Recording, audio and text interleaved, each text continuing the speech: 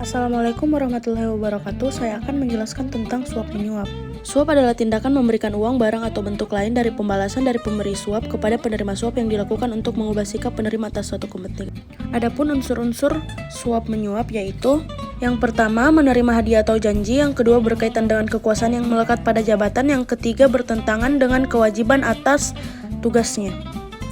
Penyuapan terdiri dari dua jenis, yaitu: yang pertama, penyuap aktif, yaitu pihak yang memberikan atau menjanjikan sesuatu baik berupa uang atau barang. Penyuapan ini terkait erat dengan sikap batin subjek hukum berupa niat, yang bertujuan untuk menggerakkan seseorang menjabat, penyelenggara negara, atau pegawai negeri agraria dalam jabatannya berbuat atau tidak berbuat sesuatu yang bertentangan dengan Yang kedua, ada penyuap pasif, adalah pihak yang menerima pemberian atau janji baik berupa uang maupun barang. Bila dikaitkan dengan badan usaha milik negara, rumusan delik ini dapat dikenakan kepada anggota, komisaris, direksi, atau pejabat di lingkungan badan usaha milik negara, bila mana kapasitasnya masuk dalam pengertian pegawai negeri karena menerima gaji atau upah dari keuangan negara, sebagaimana yang diatur dalam pasal 1 angka 2 Undang-Undang Nomor 31 Tahun 1999 tentang Pemberantasan Tindak Pidana Korupsi.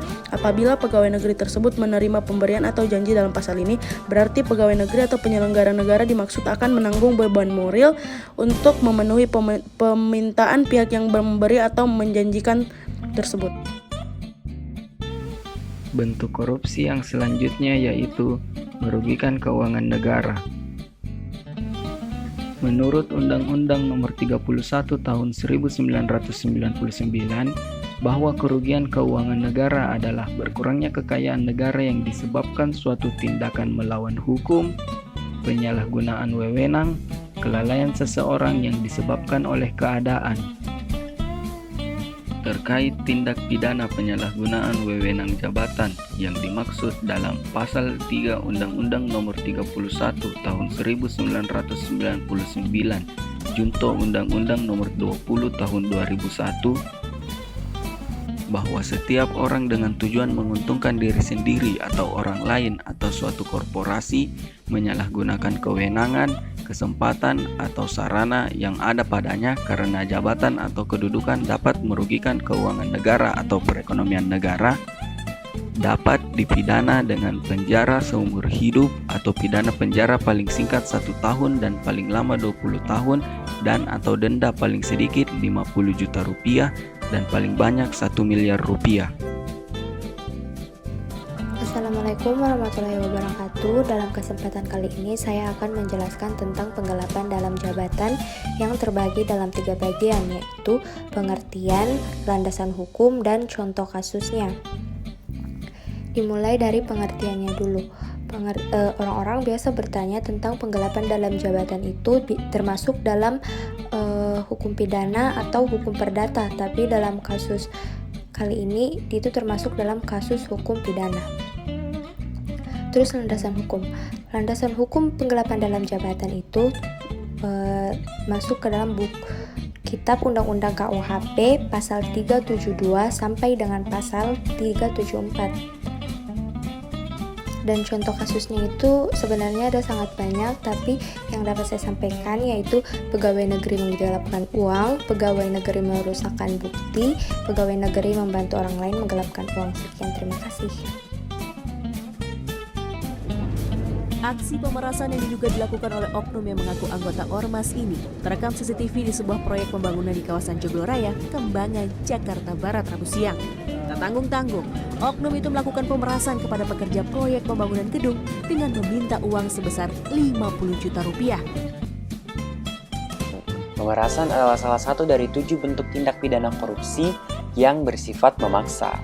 Pemerasan menurut pasal 12 huruf E Undang-Undang Nomor 31 Tahun 1999 adalah pegawai negeri atau penyelenggara negara yang dengan maksud menguntungkan diri sendiri atau orang lain secara melawan hukum atau dengan menyalahgunakan kekuasaannya memaksa seseorang memberikan sesuatu, membayar, atau menerima pembayaran dengan potongan atau untuk mengerjakan sesuatu bagi dirinya sendiri. Bisa disimpulkan bahwa pemerasan terjadi apabila salah satu pihak menyalahgunakan kekuasaannya untuk memaksa seseorang agar memberikan sesuatu, membayar, atau menerima pembayaran. Perbuatan curang adalah salah satu dari 7 tindak pidana korupsi yang jarang diketahui oleh masyarakat awam.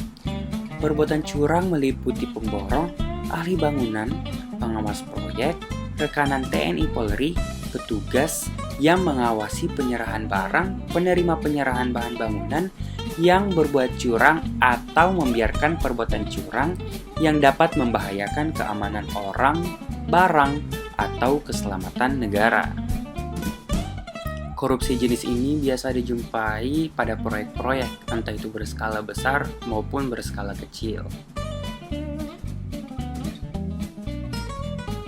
Benturan kepentingan dalam pengadaan sendiri adalah sebuah situasi di mana seseorang pegawai negeri atau penyelenggara negara, baik secara langsung maupun tidak langsung, dengan sengaja turut serta dalam pemborongan, pengadaan atau persewaan yang pada saat dilakukan perbuatan itu, seluruh atau sebagian tugasnya untuk mengurus atau mengawasinya. Dapat kita simpulkan sesuai dengan kerangka dasarnya, yaitu konflik kepentingan sesuai dengan Undang-Undang Nomor 30 Tahun 2014, sehingga substansinya adalah ketika seorang pejabat negara memanfaatkan kekuasaannya untuk kepentingan orang atau dirinya sendiri. Di sini ada 3 bentuk tentunya yang akan kita bedah. Yang pertama, aktual, potensial, dan dipersepsikan. Aktual sendiri yaitu ketika seseorang melakukan atau melaksanakan kewajibannya dalam sebuah metode di mana cara itu mengganggu sebuah perusahaan dan melakukannya demi kepentingan pribadi. Yang kedua, ada potensial, yaitu di mana seseorang memegang jabatan atau kewenangan dapat terpengaruh oleh kepentingan pribadi atau pihak lain di masa yang akan datang. Nah, yang terakhir ada konflik kepentingan yang dipersepsikan seorang atau kelompok dipersepsikan memiliki kepentingan pribadi atau pihak lain ketika menjalankan sebuah tugas. Gratifikasi dapat diterima di dalam negeri maupun di luar negeri. Gratifikasi adalah pemberian dalam arti luas yang meliputi pemberian uang tambahan atau fee, hadiah uang, barang, rabat atau diskon, komisi pinjaman tanpa bunga, tiket perjalanan, fasilitas penginapan, perjalanan wisata, pengobatan cuma-cuma, dan fasilitas lainnya. Gratifikasi termasuk tindak pidana. Landasan hukumnya adalah Undang-Undang Nomor 31 Tahun 1999 dan Undang-Undang Nomor 20 Tahun 2001 Pasal 12. Penerima gratifikasi diancam pidana penjara seumur hidup atau pidana penjara paling singkat 4 tahun dan paling lama 20 tahun dan denda paling sedikit 200 juta rupiah dan paling banyak 1 miliar rupiah. Contoh kasus yang termasuk gratifikasi yaitu pemungutan liar di jalan raya dan tidak disertai tanda bukti dengan tujuan sumbangan tidak jelas. Oknum yang terlibat bisa jadi dari petugas kepolisian dan lain-lain. Apabila kasus ini terjadi, KPK menyarankan agar laporan dipublikasikan oleh media massa dan lakukan penindakan tegas.